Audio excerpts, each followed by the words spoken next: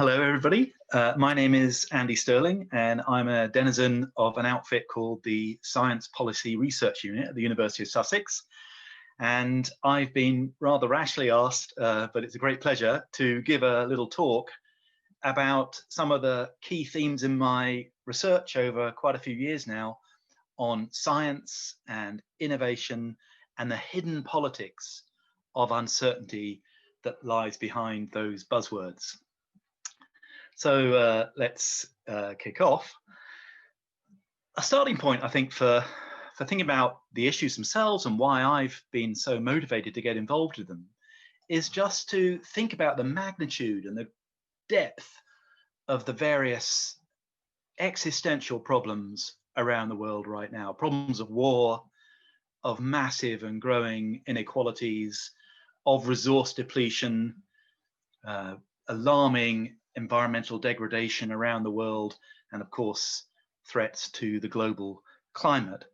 And although these are very complex and nuanced problems a long time in the making, it's not as if we're short of ideas and in fact practical actions for how to resolve them. It's not like there are easy solutions out there, but there really are a lot of consensual ways to address these kinds of problems, which, despite the fact that these are advocated very strongly and have no shortage of a profile in the wider media, simply don't seem to get traction. So why is this? Well, of course, there are some very powerful interests in the world, locked into the kinds of practices and innovations that are causing the problem, but it still remains a question how it can be that so many other interests and other ways of viewing the world and other kinds of perspectives have just not proven able to put in place basic responses like renewable energy to climate change, like more ecological approaches to agriculture, and so forth. Well, again, it's a complex question. It's very dangerous to simplify these things, but as a rule of thumb, anthropologists have got a little heuristic which says that if you want to get a handle as quickly as possible on some of the key tensions in any given society, ask about the creation myth. It's a quick and dirty sort of method, but what does the origin stories tell about the nature of that society? Well, what's the origin myth? What's the story of where we come from for globalizing modernity around the world now, the kind of civilization, industrial civilization, which for all its many strong points and merits is actually behind the causing of the problems that I listed earlier? Well, the basic idea, the basic common idea about the origins of modernity is progress. And one of the great mantras around progress is you can't stop it. It's inevitable. No matter what you might think, there is only one thing called progress. There's one way. The future is hardwired in whatever progress is. And this isn't just me picking at language. I hope you might agree from all our different experiences, this kind of language is everywhere on all sides of the political spectrum. Former president of the US, Barack Obama, for instance, called to restore science to its rightful place. From a very different political constituency, we've had Chinese premiers talk about our hope relies on scientific and technological progress. And from right across political divides in the world that are otherwise pretty serious, we see the same language. One cannot impede scientific progress from leadership in Iran as well. And on particular issues then, like for instance, the current devastating pandemic around the world, we see a reflection of this same kind of idea. We must follow the science is a mantra that's repeated on a daily basis at the moment, coming out of long-standing commitments in international organizations to sound science, to science-based decisions, and on particular controversial issues around innovation and technology, we get statements that the government's approach will be based on sound science, as if the science gives us the decision. We see that across the board on really controversial technologies like toxic chemicals, which we know to be causing all kinds of problems related to those I outlined at the beginning. like pesticides, that decisions that regulate these chemicals, that allow them to be used, are based on sound science. Likewise, on nuclear energy, we see science-based support for nuclear energy counterpointed with historic prejudice and emotional, irrational argument. So what that language is doing to these particular issues around science and technology around the world is treating science as if it's not only necessary, which it surely is. Rigorous science is an absolutely essential element in making reasonable decisions about innovation and technology and more widely. But it's treated not just as it's necessary, but it's sufficient. That's all you need, that science itself gives us the decisions. And what in effect has happened there is that uncertainty of many different kinds has just been airbrushed out as if it didn't exist.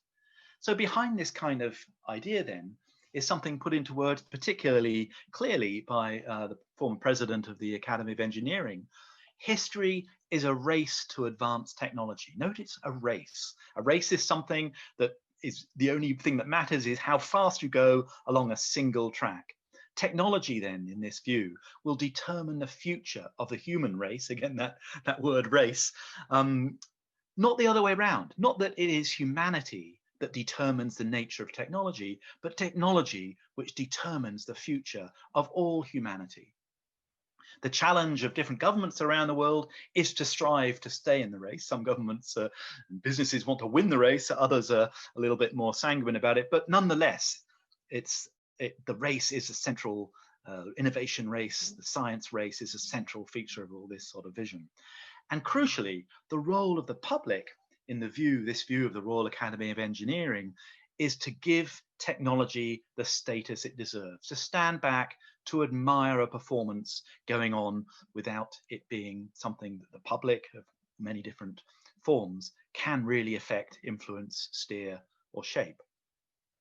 So in this view then, innovation is just about expert science and technology, not about politics. It's just a given. And what gets left out of this idea of innovation then are practical skills, social behavior, ways to organize, cultural creativity, things that in the past have been the source of some of the most innovative changes in society are increasingly ruled out of this science and technology fixated notion of innovation. As a result then, what progress is, this thing that you can't stop, is whatever comes out of the science and technology machine. And we see that again in routine policy language around innovation, which calls for pro-innovation action. Whether it's by different governments all around the world, you see this kind of language of being pro-innovation, government strategies are pro-innovation, positions on this or that controversial question have to be pro-innovation. And what's really striking about that is these debates, whether they be over nuclear power or GM foods or pesticides or new forms of artificial intelligence, they're about which innovation, what kinds of innovation we want, rather than yes or no to some single one that happens to be backed by the most loud voices or powerful interests. But those debates are a little bit like in North Korea, where if you oppose a particular policy that happens to be in place, you might get called anti-policy. The confusion between being opposed to a particular policy might pass in a totalitarian regime. But what's really strange in countries that regard themselves as democracies around the world is to find that essentially totalitarian language in play around issues of science and technology and innovation in those terms. In fact, a former Deputy Director General of the United Nations, Mark Malloch-Brown, really put this pro-technology vision really quite starkly, where he saw critics of any particular technology. He was concerned about GM foods, for instance, but critics of any particular technology, he can be branded in this language as being anti-technology, not anti a particular technology, but anti-technology in general. Members of a flat earth society opposed to modern economics, modern technology, modern science, and modern life itself. So critics of whatever happens to be the most powerful innovation get excluded in really quite drastic ways. So what we see routinely on a daily basis in discussions in high policy level about innovation, about science and technology and research in general, too often just treats these things as homogenous. There's no room for distinctions. There's no alternatives. There's just the one thing that technology and science is giving us. There's no politics then. There are basically no choices. The scope for debate then is restricted. You're just allowed to ask questions about yes or no to whatever is the particular thing on offer. You're allowed to ask how much of it we might have, how fast, and how we distribute the risks, who's leading and who's following in this race to this particular single thing that's supposed to be inevitable. But we don't get to ask crucial questions about which way, what kinds of innovation, what kinds of research do we want to prioritize? What are the alternative ways we could go? Who's saying this? Who's on which side of the argument and why? These kinds of debates are systematically excluded in the current politics of innovation, science and technology. And that matters because no matter what understanding we have about innovation over decades, it's uncontroversial in economics, in history, in philosophy, in social science, in engineering itself, that what innovation is not a single path, a single racetrack. It's actually a branching series of alternatives reaching out into the future with radically different implications. So for instance, let's be practical about this. Let's look at the field of seed production. How do we produce seeds to enable the world to feed itself in ways that are more sustainable?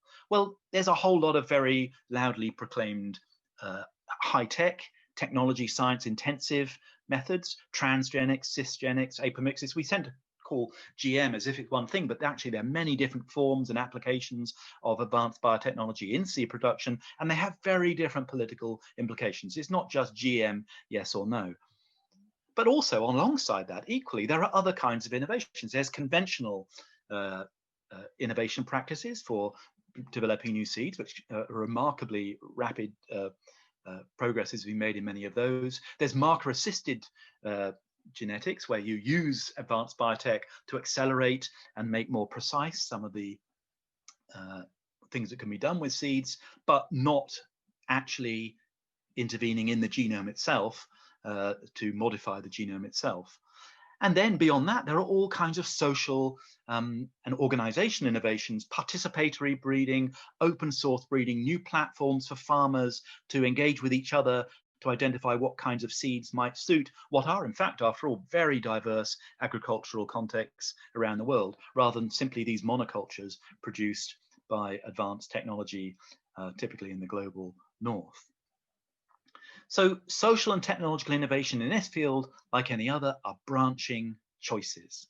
And these, in practice, get to look like a single one-track race because there are very powerful social processes when we look back that close down the options that were followed, because you can't do everything simultaneously. And again, there's all sorts of very well understood mechanisms behind this. For instance, what expectations are. If we expect as a society something to happen, then it becomes more likely, it'll get capital at cheaper prices, and so it'll be cheaper, and so therefore there's a positive feedback effect. It becomes more likely to happen. History shows how easily things can lock in, like the QWERTY keyboard that I'm using now. It's not far from being optimal. In different languages, it's a different story, but it's far from being optimal. It causes a lot of avoidable office problems and injuries. But we can't get out of it. We're locked in for 150 years into this configuration because people are used to it, because they've adapted to it, and we just can't shift. So these processes of path dependency help close down our choices. Once we start moving a direction, maybe nudged by a powerful interest, then societies find it very difficult to get out of it. And then when powerful interests come in to actually really try and reinforce our entrenchment or lock into particular technologies, then it gets even more intense. So the automobile companies try to, as happened in the early 20th century, to make other kinds of urban transport less easy. Then you find lock-in to automobiles happening in certain cities around the world built under those kinds of conditions. Certain industries end up entrapping the government regulators to actually protect them from small companies trying to come in, for instance. And even in really competitive consumer markets, it's still well known you can get these kinds of lock-in to products, whether it be software or audio, video formats that simply are not the best. Everyone agrees these aren't the best configurations, but these markets will nonetheless lock in because people think that they don't like it so much, but it's what's going to happen anyway. It's inevitable. So that language of inevitability really has very practical consequences.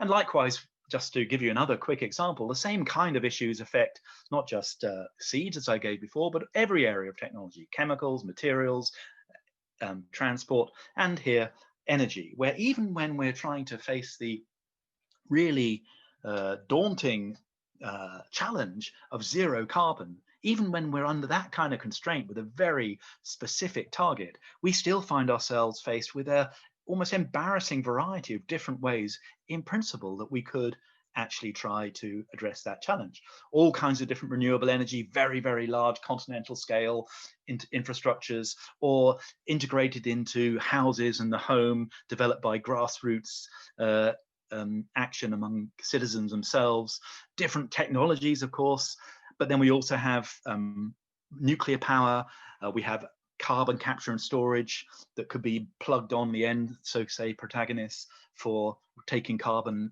away from fossil fuels. We see very advanced visions of eco-cities. We also see ideas of simply reorganizing energy services to enable the benefits of so many opportunities that are missed for energy efficiency.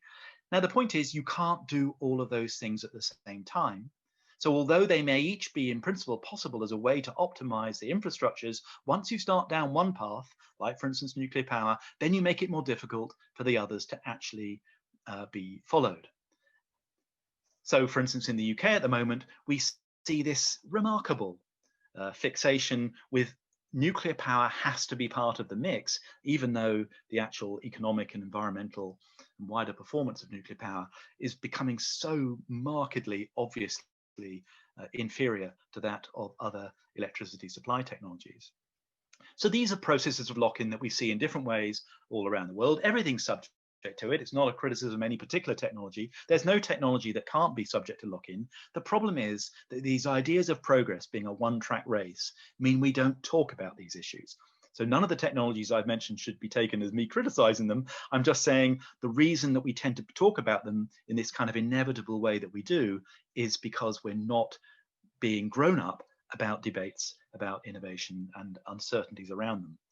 So just for a different innovation to be scientifically realistic or technically practicable, economically feasible or socially viable are not enough to make them historically realizable. Society is all the time closing down, making choices about which innovations to follow. Most possible innovations never really get a chance to be really pursued.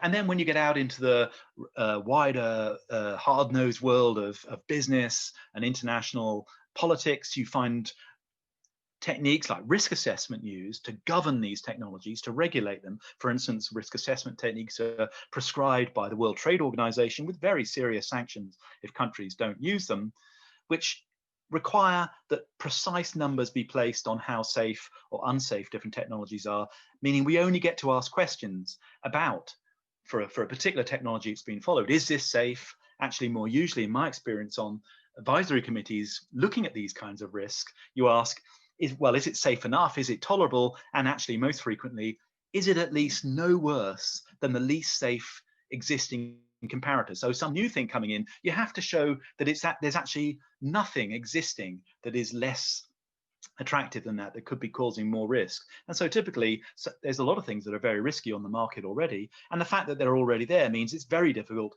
to regulate a new incoming technology to a more favorable risk. But the problem is bigger than that. The problem is these are the only questions we get to ask. Uncertainty is ruled out, it's just risk, it's just what we can put a number on. The unknown gets ignored, uncertainties are denied, we obscure the ambiguities, the fact that different perspectives see these things differently, and we get this pretense at precision that you can put these very precise numbers on things. And that's the way these uncertainties, this politics of uncertainty, gets really, in the fine-grained detail, ruled out even further. And so what ends up happening is then that technologies that are chosen for perfectly reasonable reasons by particular interest, because they give a private bottom line that's better, shareholder value, they maximize rents on intellectual property, they allow corporations to control their supply chains better. One can understand those motivations. We may not agree with them, but they are a legitimate set of interests. Other interests are simply being pushed out of the picture, not able to properly articulate their own visions of what would be a different technology. So we see then this kind of controlling exclusion. It's not that anyone's planning it. It just happens as a consequence of the way uncertainty and innovation play out in the world at the moment. Exclusion of different choices in different sectors. We're not seeing the choices properly. We're not looking at them properly. That there are pluralities of perspectives, that each choice is viewed in different ways by different of people and organizations involved. You see uncertainties systematically ruled out. And of course, that there are different contexts where different technologies might be more or less appropriate also get sidelined. So really, what my work has been trying to do, and that of many colleagues around the world, is trying to, both in academia and beyond, is trying to look towards a more caring politics of uncertainty, a politics that takes seriously these kinds of challenges. And most recently, some colleagues and I published a book about the politics of uncertainty, challenges of transforming in the face of threats like climate change and pandemics and so forth. And it asks, why is uncertainty so important to politics today? And asks about some of these underlying reasons and issues and challenges. And although it was published before the pandemic, it really does focus at that stage on the possibilities of pandemics and the way in which they would be governed in ways that are slightly chillingly prescient of the way things have actually panned out. But other chapters look at finance and banking and insurance, technology regulation, critical infrastructures, climate change, and so forth. But the common is uncertainties must not be understood simply in terms of risk, but as complex constructions of knowledge and materiality and experience. And they're much more varied than conventional risk assessment leads us to believe. And if we simply take the picture presented by conventional risk assessments and insurance actuarial results, then we can be very seriously misled and exposed to very serious problems, as indeed has panned out with the ways, for instance, modeling has given problematic cues for action in the present pandemic. So to then just try and finish this and come up with a series of slightly more punchy things that arise from this kind of work, how do we get towards this more caring politics of uncertainty around innovation and science and research?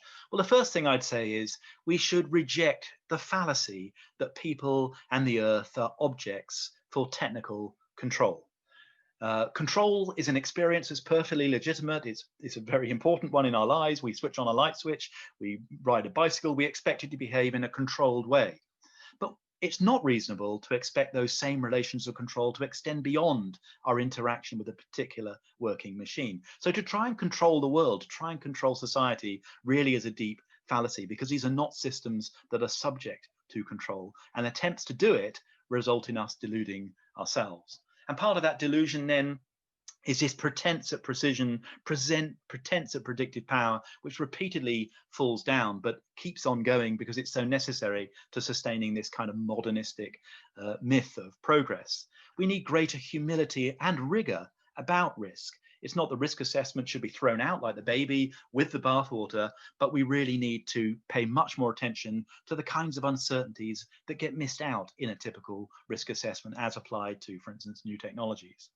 We need to, whenever we're having discussions about technology, whatever side we're on, we need to acknowledge that there are a variety of different choices, and all of them are uncertain, all of them are ambiguous.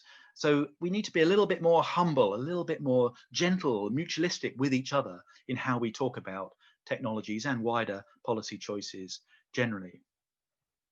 We need to recognize then, contrary to this myth of modernity, this central pro-science, pro-technology race, that there actually are a radical diversity of contrasting futures that are both possible, viable, and legitimate. and that innovation in that context is not just about technology, but it's generally it's a way to explore in social ways, in cultural ways, by creativity of many kinds, not just scientific and technological, crucial though those are, to explore landscapes of possibilities, not to control them, but to explore them in order to find out what suits different sensibilities better. And underpinning all that then is a basic, very political, but not partisan on any particular side, importance of respecting pluralities of understandings. There's not just one way of understanding how the world is and how different technologies may play out.